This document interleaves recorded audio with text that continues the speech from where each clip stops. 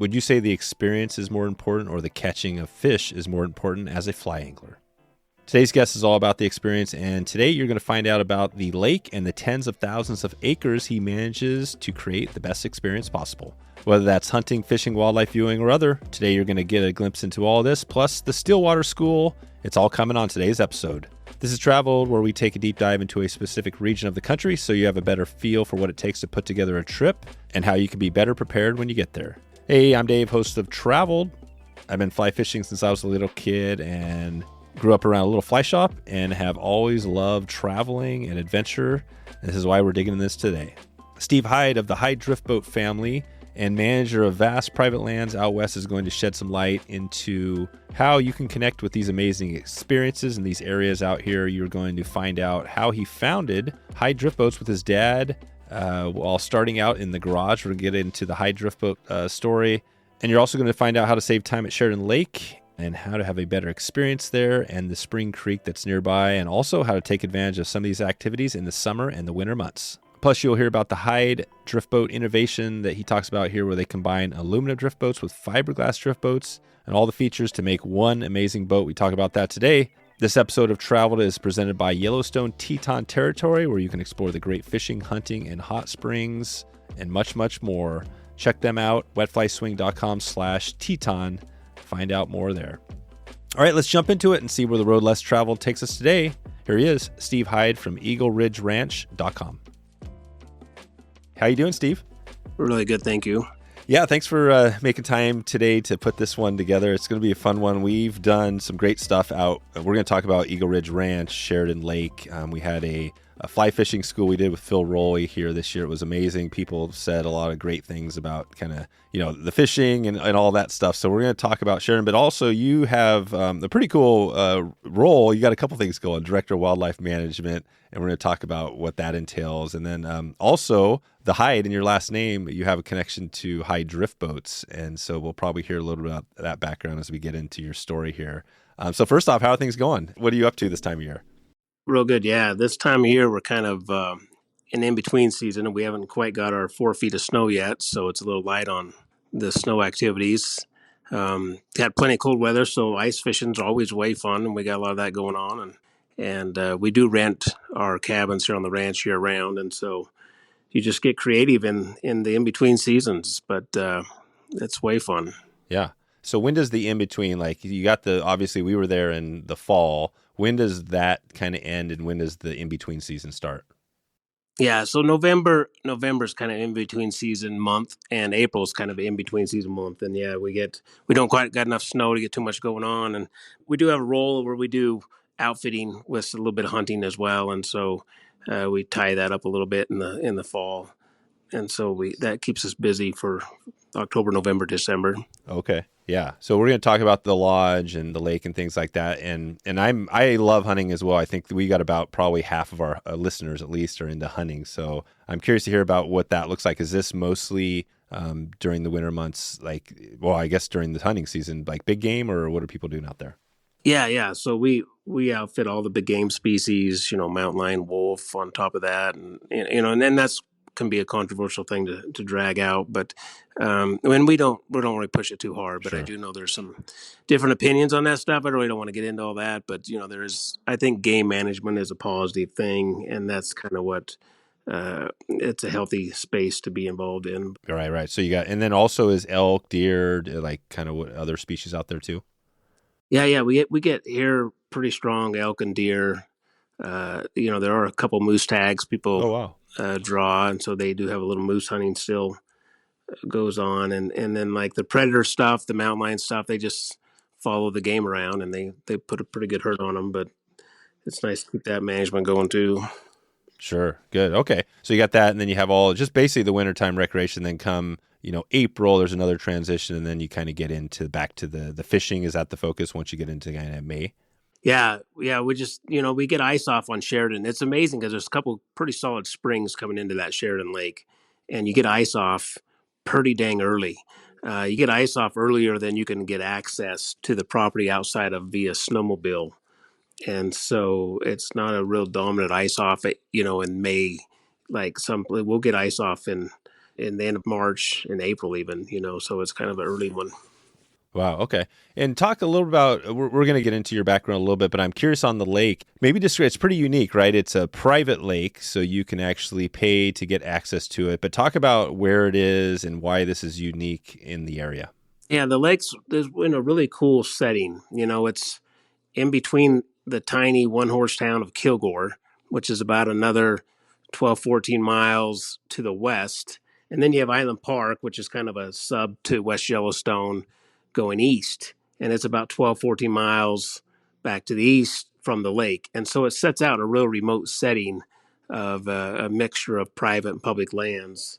And, it was created about 1912, from what I understand. And so it's been around for quite a few years, but the a really strong aquatic life. But because of the springs, the real powerful springs coming into it, it keeps the lake pretty solid for temperature and growth of fish and aquatic species. So that's it's setting out there. And so being that the ranch sets on like a 33,000 acre ranch, that gives it a pretty good buffer from public. And so you got a really neat remote setting, and it is a cattle ranch, so there's 8,000 cows spread out through that space. And you get to see a few cowboys run around and doing their Nice. thing, and it's pretty old school as far as how they have to manage and take care of cows. There is a bit of a grizzly bear population in the area, and that always adds a pretty cool feature to wandering through the willows. Keeps you on your toes. You don't take a nap very often. Wow. Are grizzlies now, is that a pretty far on their southern range, or do you see them further south from there?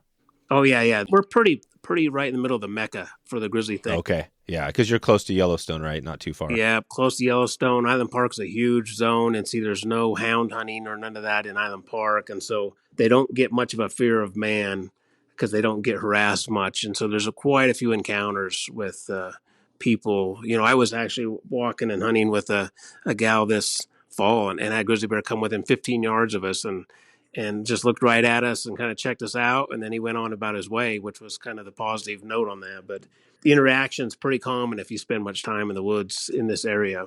Yeah, amazing. Wow. So it sounds like, yeah, you've got everything out there. You've got the hunting, a 33,000 acre ranch, and there is a lodge too. Is there a place, like if somebody was listening now and they're thinking, and we'll talk about the fishing too, but if somebody wanted to go out there, do you guys offer places to stay, lodging and all that? Yeah. At the Eagle Ridge Ranch location, there is some lodging. For sure. We have like 12 cabins. They sleep 2 to 20 people. And but they're on site at the Sheridan. There's some old cowboy cabins, but really nobody stays on site. The property owner has a personal cabin there by the lake, and it's just to give you a context of its size. It has 19 bathrooms. Jeez. Oh, his personal place. Yeah, and so as of right now, that's not available to be rented. That might change. We've chatted about that, but it's a pretty nice, neat place. Yeah. And who is the owner? Because we're going to probably talk about that a little bit. I think, doesn't he have a background in like business, right, or something like that?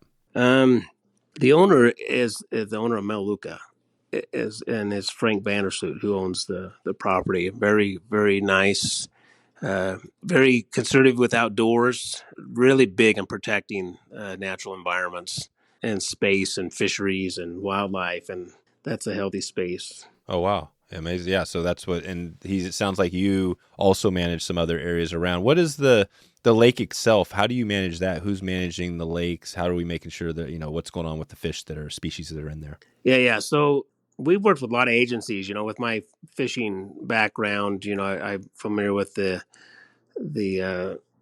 fishery biologists and such. And so those agencies help make sure things stay a disease-free system, and they check it. And we have some regulations and stuff we go through.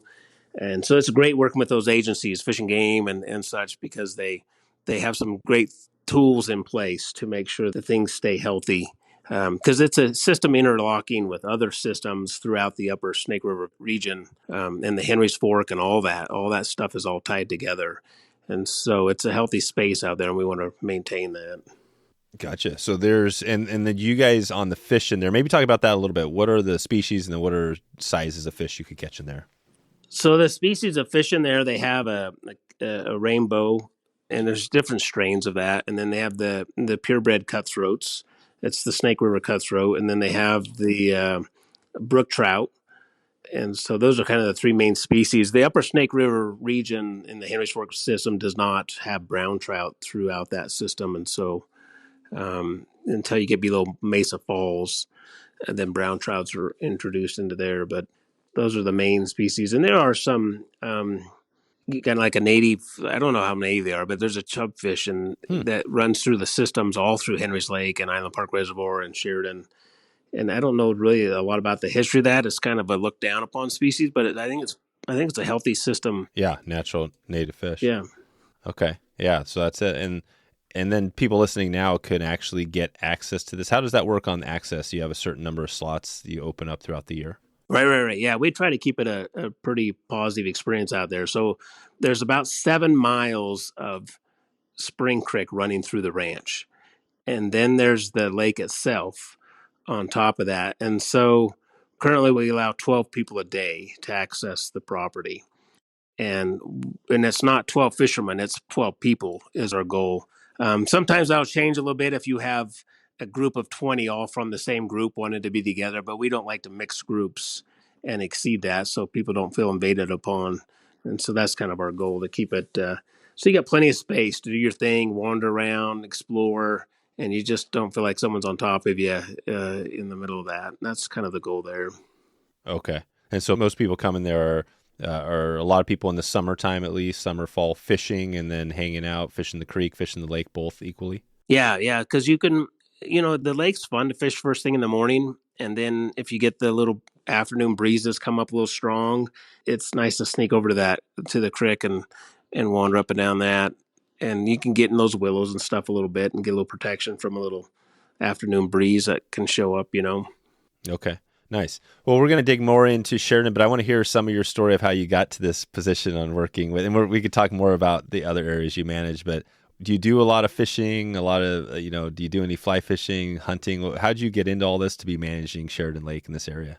Yeah, that's a good question. Well, and everybody has kind of a bit of a backstory, but, I was raised in Eastern Idaho. I was born in Idaho Falls, and, my parents were both from Wyoming. And so, yeah, they grew up in a pretty remote place in Wyoming, and they lived off the land. I mean, my father claims he didn't taste beef until he was 18. It's just because of living off of wild game and fishing and such, and because there wasn't a lot of cash in those days. And so that's kind of the lifestyle we were exposed to as kids. Is we spent a lot of time in the outdoors and fishing rivers and creeks, and we also hunted a lot of game and provided a food source for us growing up, and so and then you kind of gain a love for the purity and the pristine of being out in nature. I mean, that's totally uncorrupted space, and in my world, that's sacred space. It just doesn't have that corruption of man around it much, and that's okay. It's just a good place to be too. You feel different. It smells different. It's just a good space. Yeah, you don't have a city. I mean, you have Idaho Falls, but there aren't really any big cities. Like, what is the closest big city to where you guys are? Yeah, I would say Idaho Falls, probably the biggest city where you fly into, or if you go north, it's Bozeman, Montana. Or Bozeman. Yeah, you're right there, right? Those are two of there are tinier stuff along the way, but those are the two major spaces. West Yellowstone is pretty tiny, but I do know they have a little airport in there. Right, that's it. Gotcha. So basically, yeah, you grew up on land, your dad, your family, that's kind of what you knew, and and you're still kind of in the same area, which is amazing. I know there's a connection on the boats there. I'm not sure if there's anything else going on there, but talk about that. How did what was that? Because I know we've done a number of episodes on drift boats from companies around the country. I'm kind of a drift boat nut. I love hearing about the history, but talk about that. Who your dad is, and then how you worked around that company. Well, in that lifestyle of growing up in the outdoors and fishing and stuff, we got into the boat thing. We had drift boats when I was little, but my father and I, we started making these drift boats in our garage. We started making wood boats in our garage when my early teens, and then it was a fun industry. So we kind of kept going with that, and that kind of expounded into that drift boat business. Yeah. What year was that, Steve, when you started making drift boats with your dad in the garage? That was the early 80s. Yeah. So there weren't a lot of boats out then. I'm trying to think in the 80s, right? I mean, as far as companies, there were some, but not as many as there are now. No. Yeah, it was, and there wasn't a lot of it was just still a sift over from Washington, Oregon. Yeah. Very rarely, the odd occasion a guy actually owned a drift boat. And so it was just kind of in the beginning stages of that world. Where did that idea come from? I'm not sure if it started with your dad, but when did, like, hey, was it just like we need a drift boat, we're going to start, or and then once you have that, where do you start? How do you learn to make a drift boat? Did you guys have experience in that? Well, my father, when he was younger, he built airplanes. They're out of Mm. Afton, Wyoming. They still make them there today, I understand, I think. But it was a crop spraying airplane, real high performance planes that they use because they have to get low to the ground and pull up fast and get around. And so he had some manufacturing experience in that type of stuff. But yeah, it just kind of slowly evolved. I don't know. We showed up one day, so we want a big drift boat company, and that's not how really I don't think it went. I think it was a hobby that turned into a job, Yeah. and so but it's a fun job, man. You meet a lot of really neat people, and so it was an amazing deal. So yeah, I did that for a lot of Yep. years, and A lot of years, yeah, yeah. And I rode my first Hyde Drift Boat when we were out there fishing. We floated the South Fork and Snake. We were doing a Euro nymphing school out there, and yeah, it was amazing. It was the first time I've ever rode a skiff. I've rode lots of your standard big, high sided drift boats, and when I was in that Hyde boat, it was amazing. How easy it was to row, to get out of, things like that. And yeah, were you around when the skiffs got going, or had you already kind of left and gone on to other things? yeah, no, I was part of all that. The low profile design. There was a lot of evolution that because we were fly fishermen, and drift boats come out of the more hardware mecca out of the world, with the Washington, Oregon, and that's kind of the quality way you catch those fish. And you get out in these other streams, it's more of a real shallow water fly fishing thing. And so the creature features of the boats, we were huge in evolving that. Level floors, stand up braces that didn't hit you at the kneecaps, and anchor systems, and all these different creature features, and then a lot of our water isn't 5-6 feet waves, and so you don't need a height. That's what the higher side boats for, and so that just turned into a disadvantage because of the wind and Yep. and crawling in and out of them all the time to hit gravel bars and riffles, and so that low profile system was one of the first ones that started, and then they went into the skiffs and such, and just the evolution, because every river floats and fishes are different, and it's not one all boat fits everything, every No. scenario, and it's nice to be able to adjust that. Yeah, that's right. And your dad is Lemoyne, right? Is he still around the company and out there going? Yeah. He's still going 100 mile an hour. One day he'll realize he's gotten old, but I don't know that showed up yet. How old is he? Gosh, I bet he's 78. I think that's where he's at. He's born in 45, so I'm not Joe Mathman, but it's right in that space. Yeah. Wow, that's so cool. And he's still loving it, and that's cool. Well, maybe we'll have a few other questions at the end for you on this, but it's pretty awesome to kind of just be chatting more about this and hearing the story. So back to kind of what you do right now. I mean, you're managing these areas. Maybe talk about that. You mentioned the owner, and what was the name of the company again that he kind of owns? Melaleuca. Yeah, Melaleuca, right? Yeah. And what is that company for those people that don't know? Well, so that company, they manufacture, I think it's well over 500 different products that they manufacture for homes and individuals, and it's amazing company, and he really loves his ranching and his beef, and just recently he built this monstrous processing plant, and so he takes his own beef from the very beginning all the way through to your table, Wow. and homegrown, not all the hormone stuff and all that. He just has a really neat system where he's full circle on his beef products. And so, yeah, that's a new thing he's ventured off into. But yeah, Melaleuca, they're an amazing company, do a lot of good for a lot of people, and just gives you an option to have some super high quality products that aren't just out there trying to make a buck off you. So Sure. Yeah. Gotcha. Yeah. Frank VanderSloot, right? yeah, Perfect. And you're managing some of his other areas, right? Some of his lands. Maybe talk about that on the wildlife side, what you're doing throughout the year.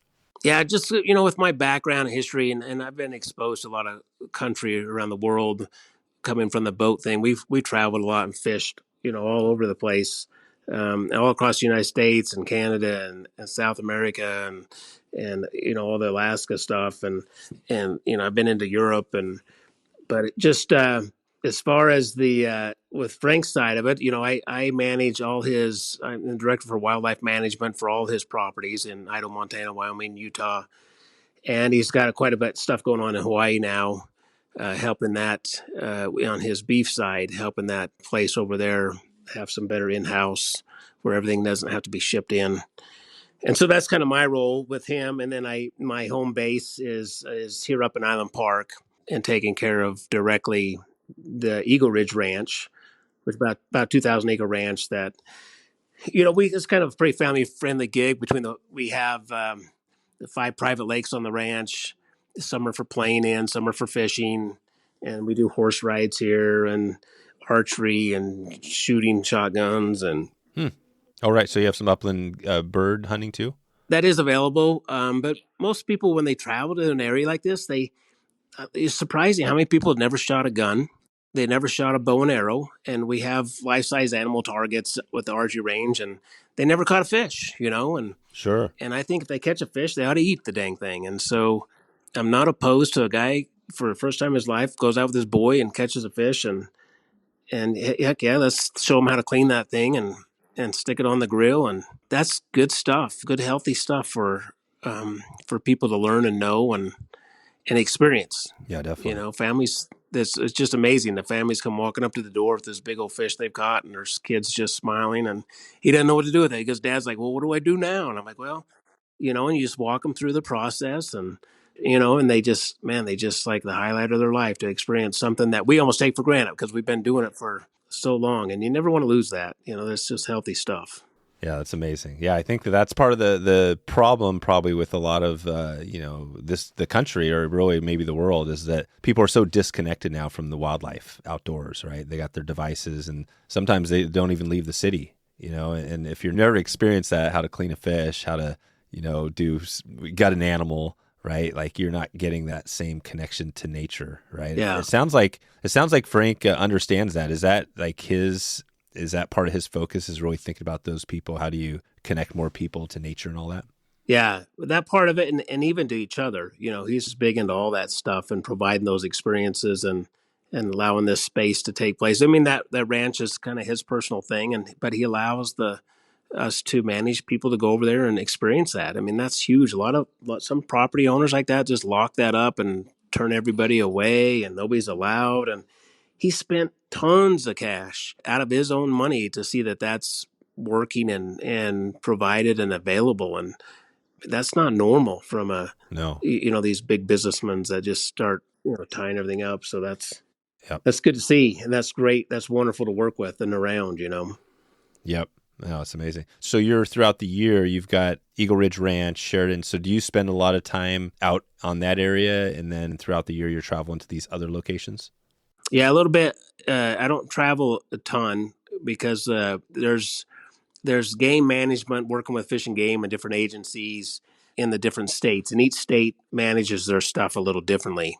And there's some hunting things that take place and stuff on the different properties. And like say, each state you have to kind of follow their ideals and rules and stuff. And so I just kind of oversee and keep track of that and just make sure that the wildlife, because when you own big chunks of land, there's a lot of public wildlife wandering in and out of there, and that's got to be healthy space for them, with fencing and that they can travel around and do their thing. I know in the Wyoming property, there's 2 elk refuges next to the ranch, and I work with Fish and Game properties over there where a lot of the elk actually just stay on the ranch. They don't even go to the refuge, and they just Sure. want to make sure that space is healthy and safe for those game to spend the winters there, and there's plenty of feed and stuff. And so that's kind of in conjunction with what we work with them guys there because we pull the cows off those properties, and then the wildlife have free access to that space, which is a nice connection. Yep. Gotcha. Okay. And then it sounds like the Eagle Ridge Ranch in that area has similar opportunities, whether that's hunting for big game or, like you said, fishing in the summer. Anything else we missed on as far as the things that people can be doing out there throughout the year? Well, no, yeah, this is a really neat location because it gives a lot of variety, as far as visiting West Yellowstone. We're only about 30 miles from the west gate of West Yellowstone, and that's a wonderful day activity to go experience that. And then outside of that, there's a lot of on the Island Park side between the fishing and hunting and exploring, and there's a lot of snowmobiling that takes place all winter. A lot of ATV stuff takes place all summer. And it's amazing just south of here, just not even a few miles south, 8-10 miles south, we have a massive lava bed system of sagebrush and caves and ice caves. And man, the wildlife that just lives out in those lava beds is amazing. And it's got its own beauty. Yeah. What is the lava beds? Is there a name? I think I've seen those out there. What are those called? Is there a name for them? Well, there are different names in the ones out west of Idaho Falls, Craters of the Moon. Oh, yeah. Craters of the Moon. Yeah, I've been there. They call it Hell's Half Acre. And it's just a monstrous lava flow out there. They don't even get stuff that grows on some of that.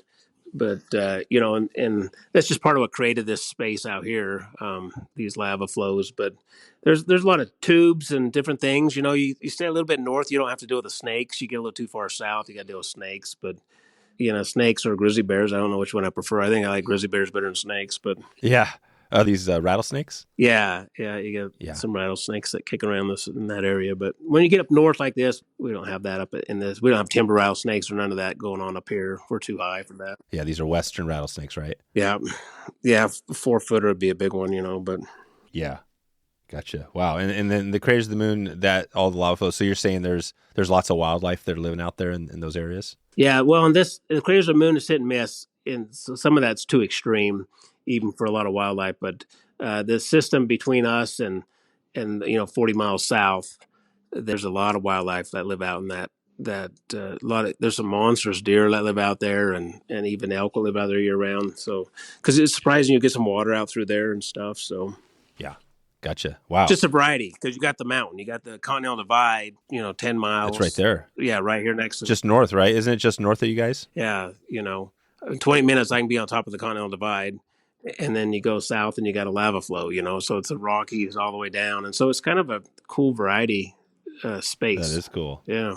Wow. Yeah, it sounds pretty diverse. I think of it as kind of a part of it like a desert, right? Is it desert and mountains, everything mixed together? Yeah, totally. It's considered a high desert. But it is a high desert. But then you got the mountains, and we get a lot of snow here. It's a good snow space, which really helps feed all these rivers in the area for sure. Step into the world where the river whispers and the fishing is nothing short of legendary. This year, I ventured into the heart of eastern Idaho's Yellowstone Teton territory, where the fish were larger than life and the waters held the secrets of the best fly fishing out west. Yellowstone Teton territory is not just a location, it's a gateway to adventures that will etch themselves into your memory. With crystal clear rivers like the Henry's Fork and the South Fork of the Snake, and enough lakes to keep you going all year long, make your way to Yellowstone Teton territory and embark on a journey to one of North America's finest fly fishing destinations. Whether you're planning your trip now or just dreaming it up, the YTT is where those dreams turn into reality. Remember, Yellowstone Teton territory. That's Teton, Teton. It's time to experience Eastern Idaho for yourself and support this podcast at the same time.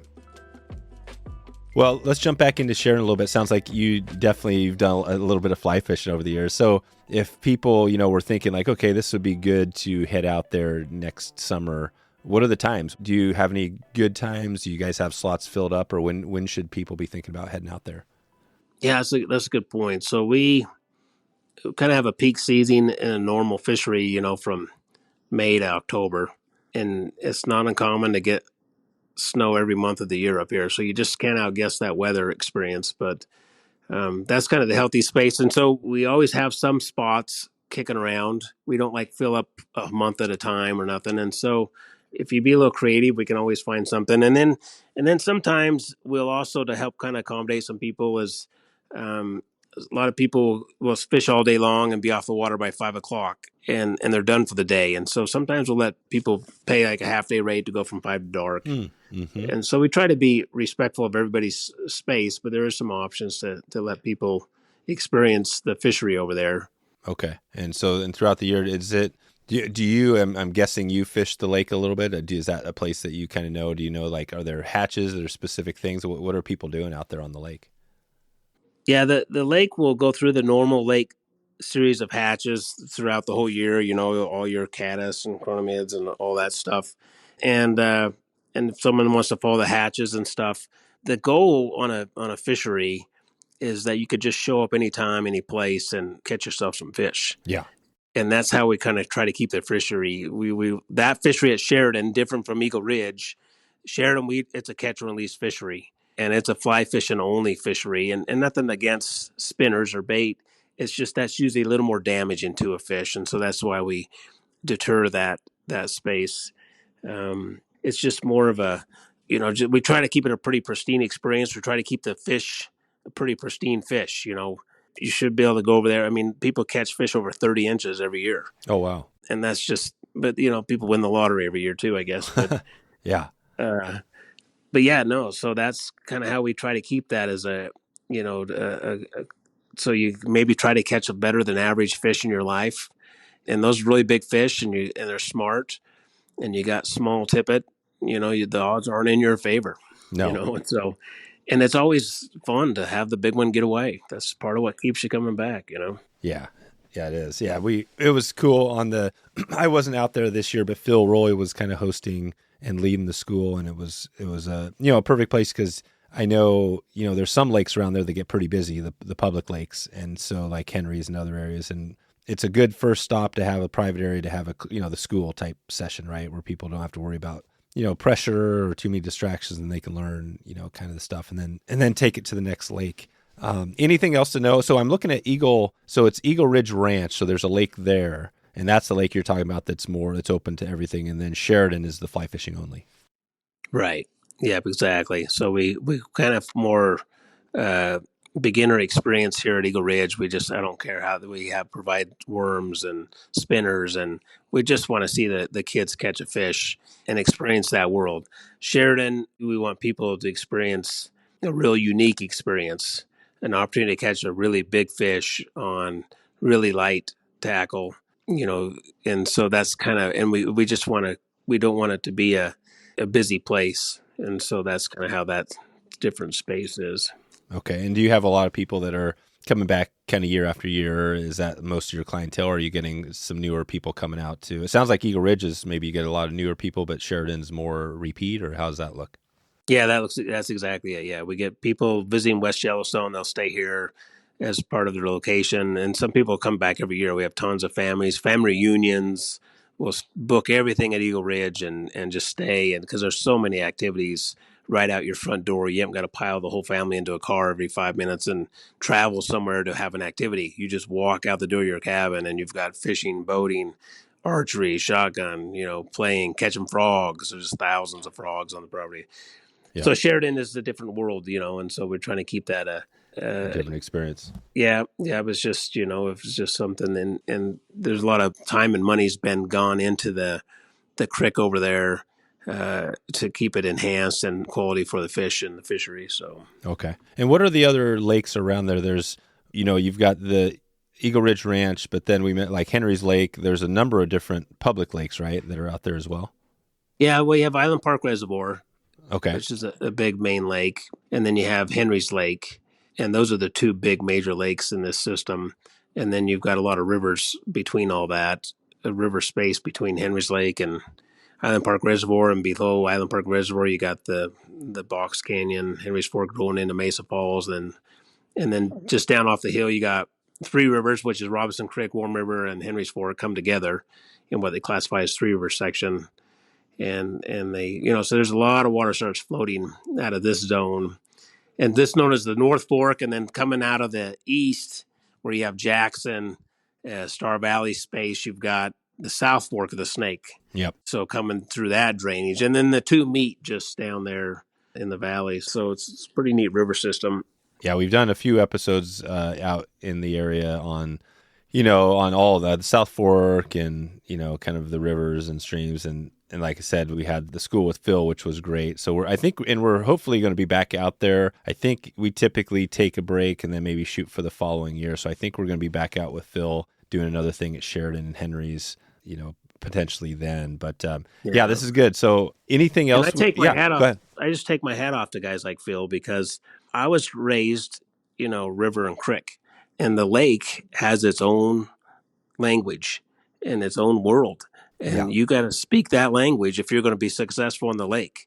So never underestimate just because you think you're a Joe fly fisherman to go out to a lake and you may just not produce Yeah. because those lake guys, like you say, like Phil and stuff, they have learned that language and they are successful. And so if you're new into that lake fishing, it merits you to maybe grab a guide Yeah. that's familiar with that type of stuff because man, it's the rivers spell it out pretty easy, but the lakes is a different game. Oh, right. Yeah. You think, yes, the lakes can be challenging, right? That's kind of the thing about it. Yeah. And do you fish yourself, both lakes and streams, it sounds like?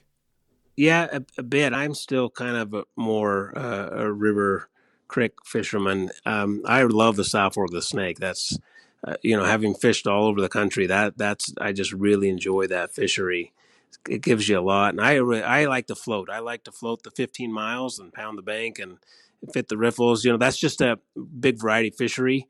That's why I like the creek over there at Sheridan. You got 7 miles of creek to wander up and down, and you're never going to fish that in several days. No. And is that all, that's like a spring creek?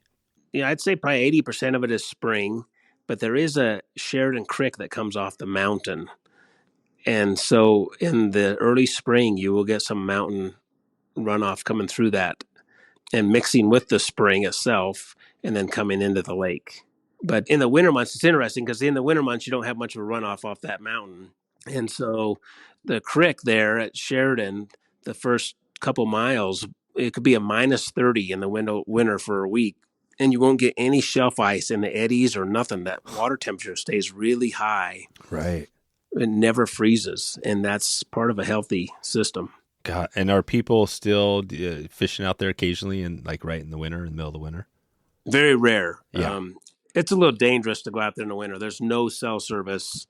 You're 10 miles, and if you got 5 feet of snow, you're not walking anywhere very fast. And so you have to be pretty careful of your equipment and who you're with in that space in the winter. I go out there every week, all winter long. Oh, you do? You're out there every week? Yeah, and not just kind of checking on things over there. So I'm a minimum there once a week. You head out to Sheridan pretty much once a week? Yeah. Yeah, I go to Sheridan every week, and I check the river system and the lake and the inlet and the outlet and check his space, and so I keep pretty good tabs on what's going on over there. And then it's fun. I get a few poachers that go in there and ice fish the lake, and they're in and out of there and you don't even know it, and that's probably part of their fun. They're thinking, wow, they want a little bit of a crazy adventure and do something a little illegal in the meantime, I guess. I don't know. Right. Yeah, and are you taking in the middle of the winter? Is it the A2 Clark County road? There's a county road, but is that something where you kind of have a snowmobile throughout the winter? Yeah, they only plow to the end of the pavement, which is about 3 miles from the lake. So you have 3 miles of space where you have no road access, no access in a vehicle. Yeah. So you take your snowmobile? Yeah, I just snowmobile from the ranch here, but they may change that. See, they started paving that road across there because there's not very many roads between Highway 20 and Highway 15. And so they did start paving that. Now, I haven't heard a confirmation whether they're going to keep it open in the winter months. Oh, sure. Would that be a good thing or a bad thing for Sheridan? I guess it's private, so it doesn't really matter.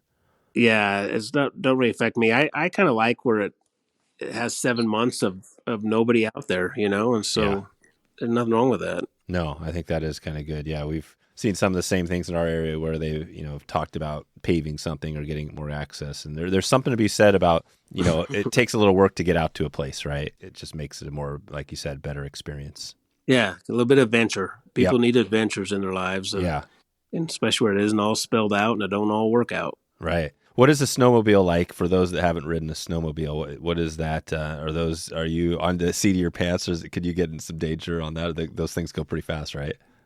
Yeah, it's not necessarily the speed. The speed gets you some. So I personally guide snowmobile rides in the winter. I also work on the ambulance, and I've seen some bad accidents on the ambulance because snowmobiles don't turn like an ATV because you're not on dirt or pavement. So when you're flying through the woods and there's a corner or a tree coming up, just because you turn the handlebars don't mean the sled went anywhere. It's still going straight. Oh, because the majority of that pressure's on that track, not on the skis. And so I've just seen some bad stuff with trees and different things. And so, yeah, snowmobile is not, you can play with it a little bit, but it can get you in trouble real, real fast. Right. Probably a good idea, like you said, to taking, a lesson just like fishing, right? Getting somebody to teach you how to use them and all that stuff. Yeah, it doesn't hurt because you figure you have 5+ feet of snow and you get stuck with a 600-pound machine. It's not easy to pick a 600-pound machine up out of 5 feet of snow and try to figure out how to get unstuck. Oh, There's right. there's a Right. knack to, and that's on flat ground. And so there's a knack to all that stuff. It just pays to have experienced personnel in this world to do certain things because it'll teach you more in a day than you'll learn 10 years on your own. Yep. Yeah. And it seems like probably good to be maybe riding with somebody else too, right? In case something happens to have some backup and all that. Yeah. When you're in the mountains, if you don't have life or death in the back of your mind all the time with what you're doing, because it can look like it's okay, but it can change so fast, whether it's weather or a condition, and there's just not a lot of people around to help you in some of this space, and so you just have to be really conscious of that, all summer long, even walking around here at Eagle Ridge Ranch. I mean, I have grizzly bears coming through the ranch constantly, and most of the time they want nothing to do with you. But if the occasion changes, Yeah. you just have to be ready for the extremities, and that's part of the adventure. That's part of living in that space. Yeah. That's what makes it great. Are you guys walking around any parts out there with like bear mace or guns or anything like? What's your, for a grizzly, if just in case? Well, people have a different opinion on all that stuff. I keep 10 or 12 bear cans here in the office so anybody can take them and go anytime they want. I personally am not a bear can believer. Yeah. Having had multiple experiences with grizzly bears and with bear mace, I pack a 10 millimeter. Not that I'm pretty anti-bear, want to hurt the bear. It's just that if it's him or me, I want it to be him. Yeah. Yeah. You know? Yeah. Yeah. Right. And a 10 millimeter, not at night, because you need a little more stopping force, right? Well, 10 millimeter, yeah, is a little more stopping force. And then also you've got that. I know revolvers are neat, but revolvers are probably usually the bigger caliber. But having had experiences directly firsthand, when stuff hits the fan, you want some options. And so 6 shots isn't enough options in adrenaline dump space. And so the 15 shots of those calibers give you a couple more options. And so because it has become pretty life threatening pretty fast. And that's a lot of animal. Yeah. And he's going to do what he's got to do. And you probably should do what you got to do. Right, right. Yeah, and there are those examples you hear about them, especially in the national parks where you've got millions of people and mixing with grizzly bears, right? And the bear, that's the thing. You get these bears that they say once they get, messed up because of humans, they got to kill them because they're just become troublesome bears, right? And that's kind of part of the problem. But what is that? You mentioned your kind of an experience you had with bears. Was there a story where you had like a close encounter or something kind of crazy? Well, I've got a handful of them, and I don't know that I want to go too much into them right here. Yeah. Because little too extreme. Yeah. And Yeah. so, and I actually fished about 5 years ago with a wildlife biologist, and it was a fishing game day, kind of a get out day on Sheridan Lake. And one of those biologists had been attacked Oh, wow. by a bear. And By a grizzly? yeah, by a grizzly. And they were going out to kind of monitor that bear. And that bear, they kind of woke it up, and he didn't like to talk about his space either, and it was just space that it's kind of traumatic, and they just don't always want to get back into it. And so, Yeah, I hear you. and I respect that with him totally. Yeah. And I have another friend up here locally that he's missing some fingers on his one hand, and Oh, geez.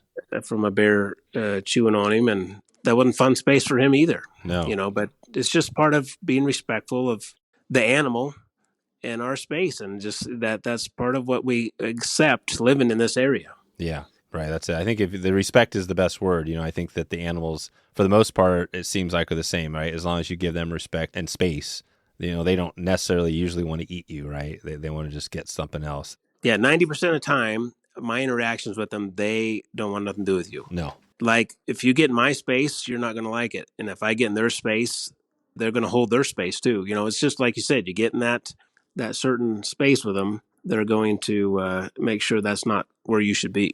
Yeah, exactly. And that's basically the bottom line with it. And sometimes a lot of that happens accidentally, and generally that's what the case is, and so. Right. Yeah. No, it's a good reminder, I think, when you're out there, right? Just respect the wildlife and know where you are. You guys are, and you're remote. Do you guys have on the remoteness, do you have ever, recommend like the EPIRB thing where you have that button you could push, or if there is an issue, you're stuck out in the snow where somebody can like fly in with the helicopter? Is that option available for people that are, kind of worried about that? That's a good point. I personally have an inReach that I Yeah, keep on me inReach. all the time. I use it for hunting and walking and snowmobiling because, like I say, a lot of this area up here does not have cellular service. And so that inReach is just one of the tools. They have spots, they have a lot of different tools, but that tool is, if you're going to spend time in the backwoods in this area, you absolutely should have something. Not even if you don't want to have it for yourself, you should have it for maybe someone you're with, because you should have the tools. Especially where I guide and do things, I need to have the tools to make sure the public that are hanging out with me, I've done everything in my power to provide a quality experience for them, regardless of what goes down. So my job is always to do what I can have control over. I'm going to, and what I don't. That makes sense. What is the on Sheridan? Let's say somebody's thinking about heading out there for May through October, and they call you on the phone, and we'll put your number there in the show notes so people can take a look. When they call, what are good questions to be thinking about to ask to get ready for this, or what are some common questions you get? Yeah, I think good question is first of all, cover the basis with your clothing. You can have a rainstorm come through, drop the temperature, you get wet. Hypothermia is huge because there's not really great cell service out there right now. If you crawl up onto the dam, you can usually get cell service out. But if you can't crawl up onto that dam, you may just be there. So be prepared, and so safety wise, that's it, and make sure people are aware that you're there. Obviously you're probably going to go with a friend and make sure he's on page too. And then equipment wise, you just normal your 5 to 7 weight rods. Mm-hmm. And I'm a believer in get away with the biggest tippet you can. If you can get away with 4X, do it. But a lot of times you can't. Those fish, they smarten up, and you may have to go to some 5X and such, and then just bring your whole hardware, because you've got a really neat lake and you've got a creek, and it's a different dynamics in each one. And so you're going to have your creek hardware and you're going to have your lake hardware. Yeah. Do you feel like most people going there are fishing the lake and the creek both, or are they usually going for the lake? I think the most of them fish both, and some do just stay on the lake. They're just happy with the lake. But I had a gentleman that he reserves the whole lake to his little group, probably 30 times a year. Hmm. And he was just really, really a lake guy. He wandered over to the creek a couple times, and he's about 50-50 now. Yeah. It is hard to fish that creek when you stand on a shallow creek, crystal clear, and you've got a 28-inch fish sitting in the hole there. Jeez. And that fish is going to tie up your time for several hours. And it's not that fish's first day on the job. And so you may not catch him. And if you catch him, you probably ain't going to land him. But how neat is that, Right.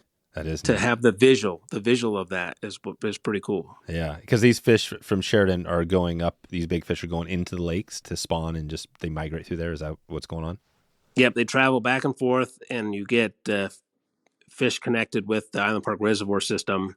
And with the habitat built, the fish can hold over year round in the creek now, where before it was too shallow to hold a large fish in a year round system. And so, even the Utah chub comes all the way up the creek and spawns Huh. in that creek. And unfortunately, not everybody's pro that type of stuff, but really the food source that provides to those big rainbows. So they get the eggs, they get the smolt, they get the minnows, they get all that, until they migrate all the way back out to the lake. So that's a great food source into that creek, and then the chub doesn't stay. They don't stick around. They come up, they spawn, and they go right back to that lake. And so they just leave their food source behind. Gotcha. Yeah, it's really cool when you look at it because, Island Park, you've got the connection of this Spring Creek waterway, basically stream that's going between the two. So fish are migrating from Sheridan to Island Park and back and forth. Is that possible? Not into the lake itself, but in the creek section, yes. The lake is protected by ruling. You have to keep the lake. Fish can go out, but they really can't come in. Oh, It's hard to get. Small minnows and stuff can always travel here and there, but the larger fish can't pull up into the lake because of the fish weirs and stuff. And you're saying pull into Island Park Reservoir or Sheridan? Go into Sheridan. Oh, Yeah, I so see. Sheridan stays its own system. Oh, it does. Gotcha. So fish. So if there's a big fish in Sheridan that's a 28 incher, it can migrate up into the creek to like spawn and hang out, Right. and then it could get back into Sheridan. It goes back into Sheridan, but the river system from Island Park Reservoir does not go up into Sheridan Lake. Oh yeah, same, right? So, and how do they keep Yeah. fish from going? Yeah, I'm trying to figure it out. Like you got this waterway, it looks like it goes between the two, but they've got some way to keep Island Park Reservoir fish from going into Sheridan. Yeah, just when they made the dam. Oh yeah, just there's a dam. Yeah, they made the dam there, and then they've got by the outlets, they've got some Weirs or wheels. Yeah, some stuff that kind of keeps, and that's just part of the ruling system from Fish and Game and the biologists. You know, they say this is how this. If you're going to have a dam, there's rules to. You can't just throw dams up and dam up creeks and create your own fishery. There's rules to how that works, and those rules are to protect the fishery, and so you just follow those. There you go. Cool. Well, this has been great. Let's kind of take it out here pretty quick here with our segment. It's kind of our mentoring shout out here. We mentioned Phil Roy. He's obviously been big for us. He's doing the Littoral Zone podcast in our network, and which has been really great. So if anybody wants to get more information, obviously the Littoral Zone, we'll put links to that in the show notes. But what about for you? Have you had some mentors? It sounds like you know a little about fly fishing. Have you taught yourself this over the years, or sounds like you've traveled the world too with the drift boats. Did you get a lot of guides? Yeah. Yeah, with the drift boats and then fly fishing all these different river systems. You deliver a boat to New York, you're going to float the Delaware River, Right. and it's a wonderful fishery. And you go into Michigan, you're going to fish the Pere Marquette or the Muskegon or the Manistee, and you go make connections and relationships with those fishermen that are fishing those rivers, and you spend a week with them here and there, and you fish, and so yeah, I learned to fly fish as a very young kid. I remember fishing the Beaverhead River in Montana and standing on the banks of that river. And so I had some great exposure to that type of stuff. And unfortunately I got the bug, I just could not hardly stand going to work until my work became my job, my fishery job. And then, man, it really took off. What did that feel like when that became your full-time thing, or, the boats and all that stuff? What did that feel like? Yeah. Well, you never, ever have that attitude. I got to go to work today. Yeah. It's like, I'm so excited and I'm traveling here today and traveling there and doing this and to have the exposure to the river systems throughout the world. And they're just all neat and gorgeous and have their own stuff. And so, yeah, it's been an amazing venture to be in the outdoor world pretty much all of my life. And that's, and I still love it, man. I just get so excited. Yeah, it sounds like you're still into all the outdoors. You still love getting on the water and fishing, hunting, just kind of like a kid, right? Yeah, I love seeing the animals. I mean, people think the hunting part of it's hunting. You're out there looking, and I don't know, it's not killing. No. I mean, I consider a successful outing if I can see the animals and watch them in their natural environment and interact with them. And if we need to take one, great. But 99% of the time we don't take one. We just go out there and experience life with them. And the ideal time is when they don't know you're there. So you get to see them living naturally. And that's a trophy right there. That's as good as it gets. Yeah, that's what it's about. Well, on the boats, did you guys send those boats? It sounds like they were all over the country. Did they also, where was the furthest place when you were working there that the Hyde boats went to? South America, probably the furthest space we were sending boats down, and my dad actually purchased property down there, and oh wow, we started hanging out down there, and rivers that never really been floated, and you didn't know where the put-ins were, and you didn't know where the takeouts were, and you didn't know, because none of that stuff is figured out in those remote countries. Yeah, is this like Argentina, Chile, like Patagonia? Yeah, it was the Chile. It was by the foot of Lafou, the Portamont, Chitan, all that stuff, and. Wow. And it was just unbelievable to see, 25-inch brown trout roll off the bottom of these rivers and up, and because they didn't get exposure to artificial fly, Were you sending these? Were these fiberglass boats? And at the start, did you guys make aluminum boats, or was it always fiberglass? Yeah, that's a good question. So there's always been a controversy between the aluminum boat manufacturers and the fiberglass boat manufacturers. Going way back in time, Yeah. And so we kind of started in the wood world, and we then evolved into this fiberglass world and the aluminum world. So we were the only manufacturer that made both aluminum boats and fiberglass boats. That's what I thought. Yeah, I thought I remember seeing that. So you guys did that back in the day. Yeah. And so the cool thing is the aluminum boats had some great advantages and they had tons of disadvantages. And the fiberglass the same. And so we kind of took and made a combo, a boat that was part fiberglass and part aluminum. So we took the advantages from the two products and put them together, and Wow. that product took off like crazy because it had the best of both worlds. And what was that? Because this is interesting, because I love what is the, what were the combined, what were the good things from each that you put together? All right. So aluminum boats, they had the whole of the boat was really strong, but it was noisy. It was hot. It was cold. It dented and it stuck on rocks bad. Yep. But it had some good strength. Fiberglass, it naturally slid over rocks nice, and it wasn't noisy. You didn't get all the banging, and it wasn't hot and it wasn't cold, kind of maintained its temperature better. So we made the whole of the boat out of a fiberglass material. And there's lots of variants of that. You can do Kevlars and all these other and the whole carbons and describe that. What is the whole of the boat? The main outside shell. Yeah, main outside shell. Okay. Yeah. And so what we took positive wise from the aluminum part of it was to make a fiberglass box that moves and adjusts in the lids. The material's soft, and so it doesn't hold up. And so you have to make the boxes really thick to make them out of fiberglass, and then they get real heavy. And so what we did was we incorporated the aluminum boxes inside the fiberglass hull. So you have a better adjustable seat system, really lightweight boxes, but super strong. And they can have proper hinges and they don't rip out and, all that stuff. And so it made a huge, and then even internally, like in the floor of a fiberglass boat, you bolt something to a false floor, like your level floor. Yeah. And you bolt it like a seat pedestal. Well, that's just going to tear right out. As soon as you get the weight on it, fiberglass is soft enough, that bolt's just going to rip out of the floor. So you incorporate aluminum into the floor, and so you're bolting actually through metal again. And so when you install parts, you're installing them back into metal, but it looks like it's a fiberglass. So yeah, so that was kind of a neat space to be on the leading edge of that. Wow. So basically, yeah, you guys were, because I know a lot about aluminum boats, and yeah, everything you said is true, right? I mean, they're tough, but they've got a lot of downsides too. But you guys combined, the best of both worlds. And now on the boats today, I know you're not in the loop as much, but are they still combining both of the things? Oh, totally. Aluminum? Yeah. Yeah. You're totally. And all the products, there are spots that, because we don't want to deal with as a manufacturer and as a company, your problem's my problem.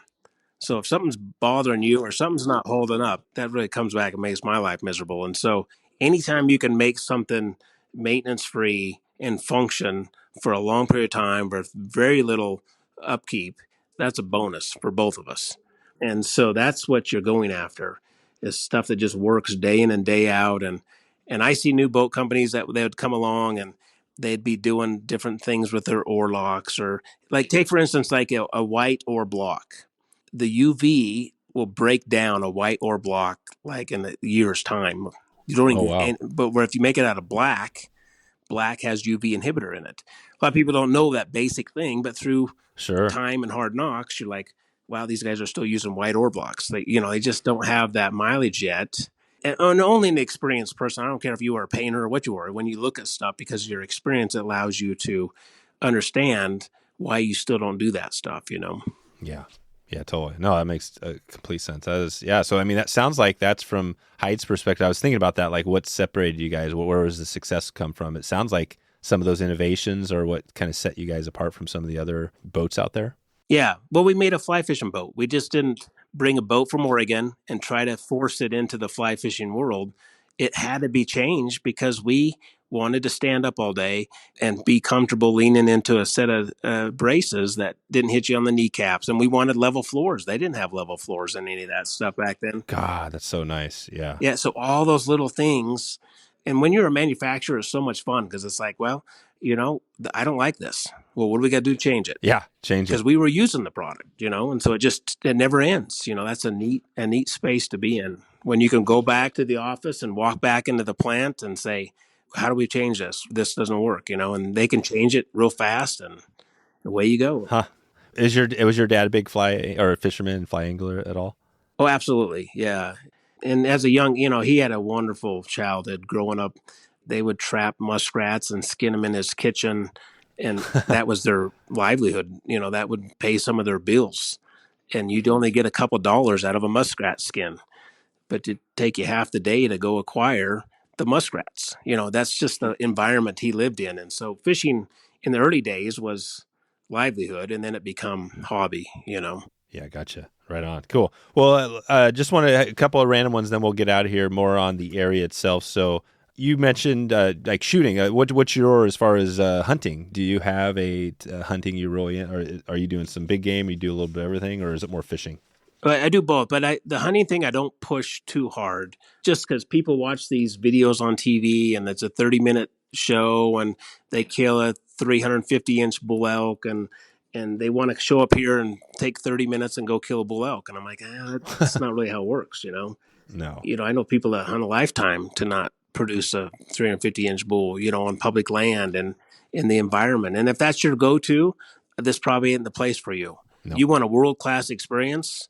And if you can't enjoy just being up on the mountain, enjoying it, and if some success shows up, great. But man, we just live in an era where people want everything instantaneously. We want the whole package right now.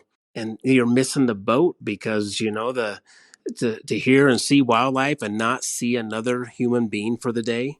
Why is that not the trophy, That is the trophy. And to encounter a grizzly bear that didn't eat you, why is that not a trophy? You know what I mean? Yeah. That's neat. That's good stuff. And to watch a sow with some cubs. And so anyway, that's kind of how my vision, and that's not for everybody. Some people do want that instantaneous success.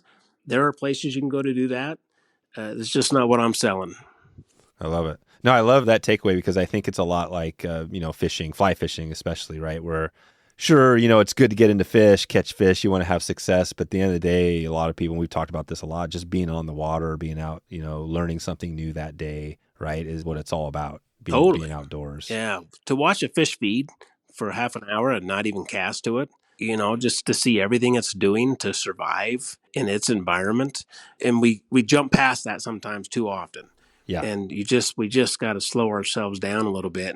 And in this world, I see it all the time. I see families come up here for a family reunion and they are bouncing off the walls for the first 2 days.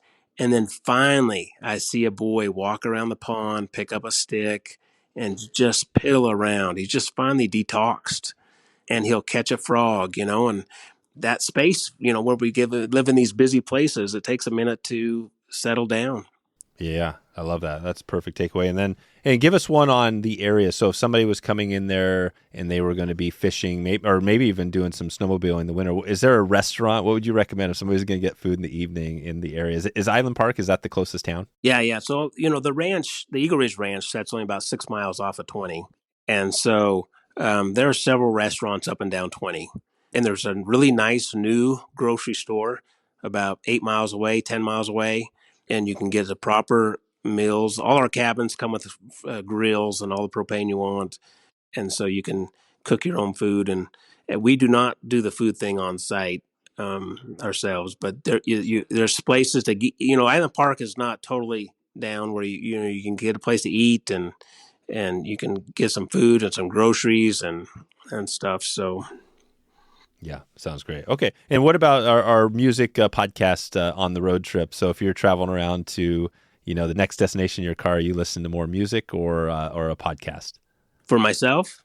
Yeah, just for yourself when you're out there. I am not, I love learning and I love learning stuff. I'm not a big news guy. And I do have a handful of podcasts that I go to because I usually air them once a week. And I subscribe to podcasts and I get a little inside. I do a lot of church stuff and I like to help my spirit. And so I do listen to spirituals podcast. I'm just not a generic radio guy at all. Yeah. And I haven't been for years. If I'm going to put something in my head, I want to have it to be my choice. And I capitalize on, like, this podcast would be very interesting, and other podcasts and stuff, and gives me a little boost. I want to feel good at the end of our space, whether I've learned or felt something. And so I think that's what we need. That's right. Yeah, I agree. Things have changed a lot. I think the podcast space is really cool because, it's a way you can just hear some stories and learn about something. I love the learning. I have a bunch of podcasts I subscribe to just to, whatever it is, just something I'm learning about that month or that week. So good. Okay, Steve, well, I think we'll leave it there. We will send everybody out to eagleridgeranch.com, and we'll put a link in the show notes to that, and then your number if they want to connect with you. And yeah, this has been a lot of fun. I appreciate you. There's so much information here and knowledge on your background. Maybe down the line we'll get some more guests on to dig in deeper to some of these topics. But yeah, thanks for all your time today. Yeah, I sure appreciate it. And this is the first podcast I've ever been on this end of it. And so I hope it went all right.